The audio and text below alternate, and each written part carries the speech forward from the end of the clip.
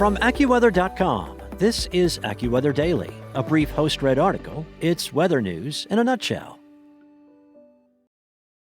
Did you know that a hurricane or tropical storm has never crossed the equator? The reason behind this fascinating phenomenon lies in a meteorological principle related to the rotation of the Earth, the Coriolis force.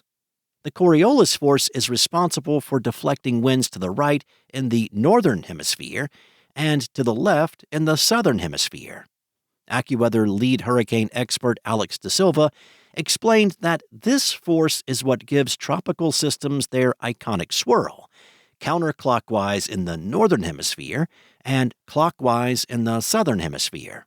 At the equator, however, the Coriolis force is essentially zero, making it impossible for a tropical system to cross over from one hemisphere to another. Most tropical systems remain north of 5 degrees north latitude or south of 5 degrees south latitude.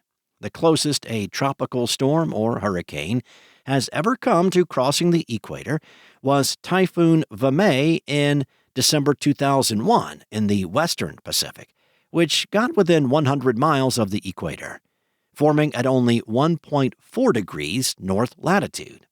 The closest a tropical depression has ever formed to the equator was an unnamed storm in December 1973. This storm formed at 0.5 latitude.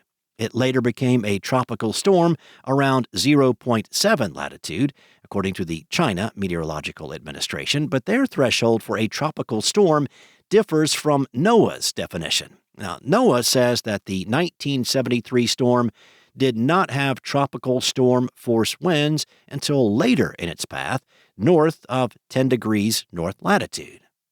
Another fact that you may notice on the World Tropical Cyclone Map is that there have been no tropical storms in the southeastern Pacific west of South America, and few subtropical or tropical storms off the east coast of the continent.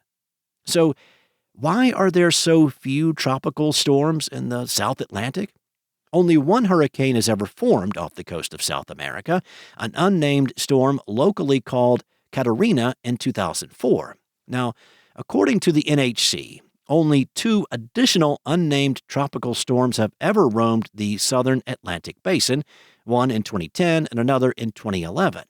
The lack of activity off the west coast of South America is primarily because of colder waters. The Peru current brings cold water northward along the coast. Another factor is higher wind shear, which tears apart most tropical storms before they can strengthen.